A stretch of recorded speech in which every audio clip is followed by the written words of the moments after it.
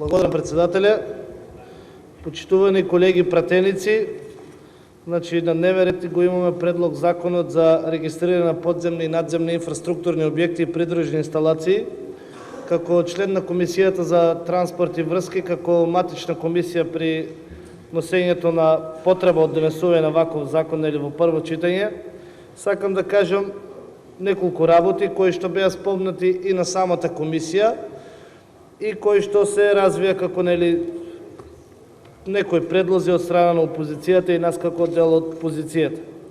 Првенствено сакам да кажам дека потребата за носење на ваков закон го донесовме едногласно сите пратеници, представници во Комисијата за транспорт и връзки од сите политички партии представени во овој парламент и беше исто така поздравен од страна на сите како една нужна потреба за конечно регулирање на оваа сфера од инфраструктурните објекти и придружни инсталации, бидејќи реално сите ние кои што малце имаме допирни точки со оваа работа, знаеме дека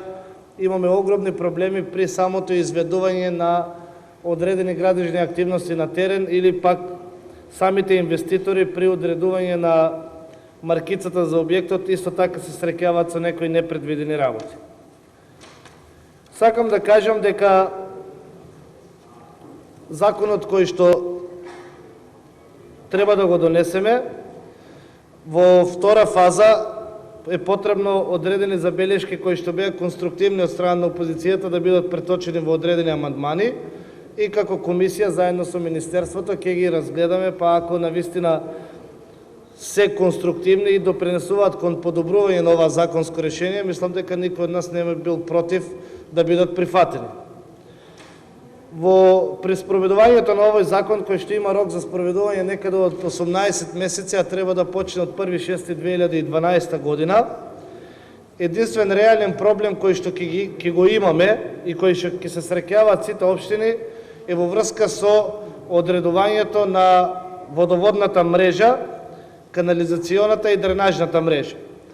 Бидејќи сите други подземни инфраструктури, како што се оптичките кабли на Телеком, како што е за инсталацијата на Евана и така натаму, на големи странски компании, тие веќе си имаат свој катастар, тој го проверив овие изминати денови. Дали тоа ќе биде во таков електронски или друг формат, тоа е нешто кое што треба да се осогласува, меѓутоа сите тие големи компании имаат подземен катастар на нивната инфраструктура. Единствени фирми кои што го немаат тоа се јавните комунални предпријатија. Не зборувам сега воопштено, можеби во одредени градови тоа и го има, меѓутоа во најголемиот број на случаи тоа е врз основа на помнење на некои од претходните директори или технички раководители и така натаму, и ќе има одреден сериозен проблем при имплементацијата на овој закон и затоа можеби уште после донесувањето на законот не треба јавните комунални предпријатија, тоа преку Министерството и преку ЗЕЛС треба да им се упати еден апел дека е потребно веднаш да почнат со реализација на овој проект како би бил запазен рокот од 18 месеци и не би доаѓале во ситуации кои што ги спомна господинот Јани Макрадули, да се казнуваме врз основа на тоа кој не ја завршил работата, а не врз основа на тоа од која политичка партија доаѓа градоначалникот на соодветната општина. Затоа ова нека биде и апел еве и од мене и од страна на Министерството да се преземат задача заедно во соработка со ЗЕЛС, бидејќи како што беше спомнато и на комисијата, овој закон е во целосна согласност со заедницата на единиците на локална самоуправа и не верувам дека Министерство за транспорт и връзки ќе си дозволи да пишува дека законот е во соработка со ЗЕЛС, без при тоа ЗЕЛС да биде воопшто прашен или консултиран околу оваа работа. И мислам дека едно навистина позитивно законско решение, како што е подземниот катастар, кој што можеби и веќе 20 години независност на оваа држава требало многу порано да се случи, не треба да биде карикиран овде од страна на опозицијата со несуштествени работи, дали Стефче ќе садел китки или Коце ќе правил автопатени Скопје и кој ќе ги наплакел парите. Мислам дека не е добро за едно законско решение кое што сите се согласуваме, и позиција и опозиција, во кое што воопшто нема политика, туку е навистина регулирање на една сфера која што е многу значања пред се за наредните инвеститори, дали се тоа странски или домашни, не е важно во Република Македонија, да го карикираме со несуштествени работи, кој колков процент во Скопје ќе плател и кој колку ќе работи. И сега кога се добива градежна дозвола во град Скопје, јас иако не доаѓам од Скопје, меѓутоа поради случајот Космос, како Комисија за транспорт и врски, слушнавме дека одреден процент се зима општината соодветна во која што се гради објектот и одреден процент се зима градот Скопје. Веројатно на ваков ист начин ќе биде регулирано и ова прашање, кое што не е суштествено за имплементацијата и за реализацијата на овој навистина значаен закон. Исто така сакам да кажам дека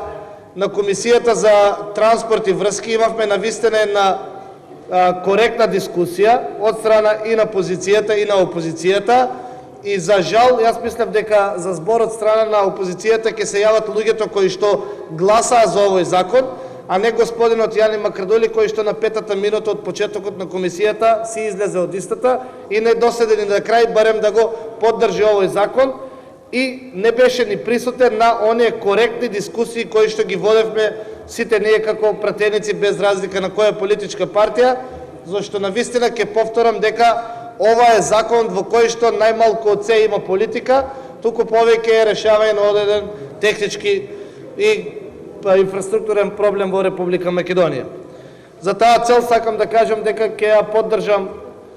потребата од носење на овој закон во прва фаза, а исто така, бидејќи законот се оди во редовна процедура, во втора фаза, како матична комисија, сите забелешки кои што беа дадени од страна на колегите од опозицијата може да бидат слободно преточени во амандмани, и мислам дека и Министерство за транспорт и врски и ние како позиција ќе сериозно ќе ги разгледаме, и се што е во однос на подобрување на или самиот текст на закон или суштината на законот, мислам дека нема зошто не би било прифатливо од наша страна. Благодарам.